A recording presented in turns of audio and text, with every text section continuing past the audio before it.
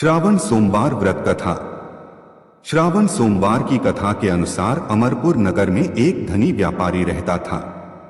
दूर दूर तक उसका व्यापार फैला हुआ था। नगर में उस व्यापारी का सभी लोग मान सम्मान करते थे।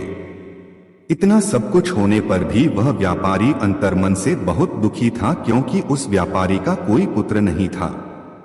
दिन रात उसे एक ही चिंता सताती रहती थी, उसकी मृत्यु के बाद उसके इतने बड़े व्यापार और धन संपत्ति को कौन संभालेगा। पुत्र पाने की इच्छा से वह व्यापारी प्रति सोमवार भगवान शिव की व्रत पूजा किया करता था। सायंकाल को व्यापारी शिव मंदिर में जाकर भगवान शिव के सामने घी का दीपक जलाया करता था। उस व्यापारी की भक्ति देखकर एक दिन पार्वती ने भगवान शिव से कहा, हे प्राणनाथ, यह व्यापारी आपका सच्चा भक्त है। कितने दिनों से यह सोमवार का व्रत और पूजा नियमित कर रहा है। भगवान, आप इस व्यापारी की मनोकामना अवश्य पूर्ण करें। भगवान शिव ने मुस्कुराते हुए कहा, हे पार्वती, इस संसार में सबको उसके कर्म के अनुसार फल की प्राप्ति होती है। प्राणी जैसा कर्म करते हैं उन्हें वैसा ही फल प्राप्त होता है। इसके बावजूद पार्वती जी नहीं मानी। उन्होंने आग्रह करते हुए कहा, नहीं प्राणनाथ, आपको इस व्यापारी की इच्छा पूरी करनी ही पड़ेगी। यह आपका अनन्य भक्त है। प्रति सोमवार आपका विधिवत व्रत रखता है और पूजा अर्चना के बाद आपको भोग लगाकर एक समय भोजन ग्रहण करता है। आपको इसे पुत्र प्राप्ति का वरदान देना ही होगा। पार्वती का इतना आग्रह देखकर भगवान शिव ने कहा, तुम्हारे आग्रह पर मैं इस व्यापारी को पुत्र प्राप्ति का वरदान देता हूं, लेकिन इसका पुत्र 16 वर्ष से अधिक जीवित नहीं रहेगा। उसी रात भगवान शिव ने स्वप्न में उस व्यापारी को दर्शन देकर उसे पुत्र प्राप्ति का वरदान दिया और उसके पुत्र के 16 वर्ष तक जीवित रहने की बात भी बताई।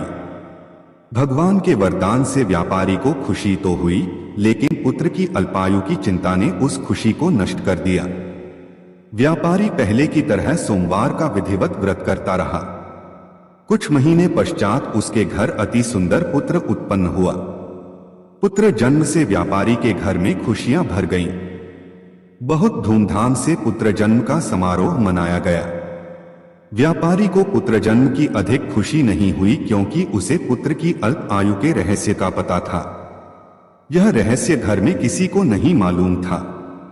विद्वान ब्राह्मणों ने उस पुत्र का नाम अमर रखा। जब अमर 12 वर्ष का हुआ तो शिक्षा के लिए उसे वाराणसी भेजने का निश्चय हुआ। व्यापारी ने अमर के मामा दीपचंद को बुलाया और कहा कि अमर को शिक्षा प्राप्त करने के लिए वाराणसी छोड़ आओ। अमर अपने मामा के साथ शिक्षा प्राप्त करने के लिए चल दिया। रास्ते में जहां भी अमर और दीपचंद रात्रि विश्राम के लिए ठहरते, वहीं यज्ञ करते और ब्राह्मणों को भोजन कराते थे। लंबी यात्रा के बाद अमर और दीपचंद एक नगर में पहुंचे। उस नगर के राजा की कन्या के विवाह की खुशी में पूरे नगर को सजाया गया था।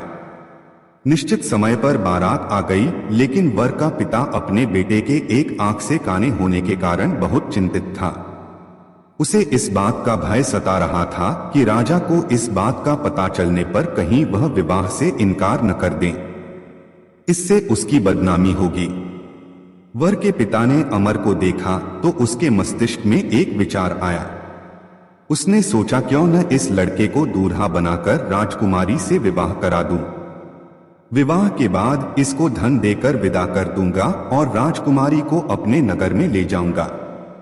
वर के पिता ने इसी संबंध में अमर और दीपचंद से बात की। दीपचंद ने धन मिलने के लालच में वर के पिता की बात स्वीकार कर ली। अमर को दूल्हे के वस्त्र पहनाकर राजकुमारी चंद्रिका से विवाह करा दिया गया।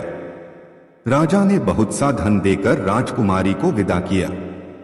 अमर जब लौट रहा था तो सच नहीं छिपा सका और उसने राजकुमारी की ओढ़नी पर लिख दिया, राजकुमारी चंद्रिका, तुम्हारा विवाह तो मेरे साथ हुआ था, मैं तो वाराणसी में शिक्षा प्राप्त करने जा रहा हूं।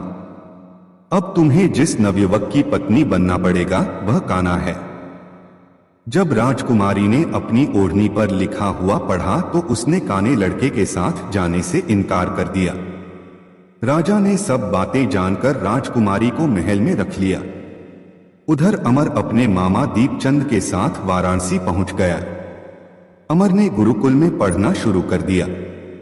जब अमर की आयु 16 वर्ष पूरी हुई तो उसने एक यज्ञ किया। यज्ञ की समाप्ति पर ब्राह्मणों को भोजन कराया और खूब अन्न वस्त्र दान किए। रात को अमर अपने शयन कक्ष में सो गया।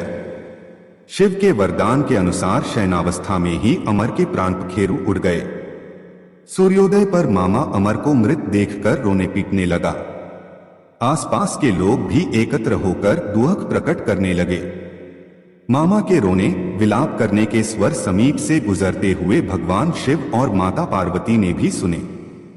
पार्वती जी ने भगवान से कहा, प्राणनाथ, मुझसे इसके रोने के स्वर सहन नहीं हो रहे। आप इस व्यक्ति के कष्ट अवश्य दूर करें। भगवान शिव ने पार्वती जी के साथ अदृश्य रूप में समीप जाकर अमर को देखा तो पार्वती जी से बोले, पार्वती, यह तो उसी व्यापारी का पुत्र है। मैंने इसे 16 वर्ष की आयु का वरदान दिया था। इसकी आयु तो पूरी हो गई। पार्वती जी ने फिर भगवान शिव से निवेदन किया, हे प्राणनाथ, आप इस लड़के को जीवित करें, नहीं तो इसके माता पिता पुत्र की मृत्यु के कारण रो रो कर अपने प्राणों का त्याग कर देंगे। इस लड़के का पिता तो आपका परम भक्त है। वर्षों से सोमवार का व्रत करते हुए आपको भोग लगा रहा है। पार्वती के आग्रह करने पर भगवान शिव ने उस लड़के को जीवित होने का वरदान दिया और कुछ ही पल में वह जीवित होकर उठ बैठा। शिक्षा समाप्त करके अमर मामा के साथ अपने नगर की ओर चल दिया। दोनों चलते हुए उसी नगर में पहुंचे जहां अमर का विवाह हुआ था। उस नगर में भी अमर ने यज्ञ का आयोजन किया। समीप से गुजरते हुए नगर के राजा ने यज्ञ का आयोजन देखा। राजा ने अमर को तुरंत पहचान लिया। यज्ञ समाप्त होने पर राजा अमर और उसके मामा को महल में ले गया और कुछ दिन उन्हें महल में रखकर बहुत सा धन वस्त्र देकर राजकुमारी के साथ विदा किया। रास्ते में सुरक्षा के लिए राजा ने बहुत से सैनिकों को भी साथ भेजा। दीपचंद ने नगर में पहुंचते ही एक दूत को घर भेजकर अपने आगमन की सूचना भेजी।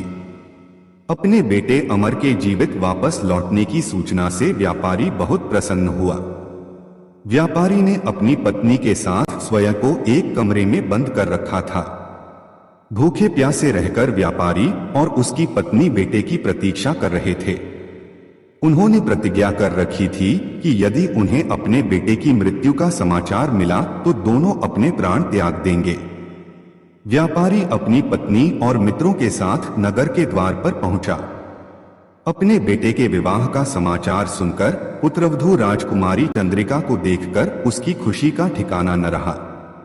उसी रात भगवान शिव ने व्यापारी के स्वप्न में आकर कहा, हे श्रेष्ठी, मैंने तेरे सोमवार के व्रत करने और व्रत कथा सुनने से प्रसन्न होकर तेरे पुत्र को लंबी आयु प्रदान की है। व्यापारी बहुत प्रसन्न हुआ। सोमवार का व्रत करने से व्यापारी के घर में खुशियां लौट आईं। शास्त्रों में लिखा है कि जो स्त्री पुरुष सोमवार का विधिवत व्रत करते और व्रत कथा सुनते हैं, उनकी सभी इच्छाएं पूरी होती हैं। हर हर महादेव।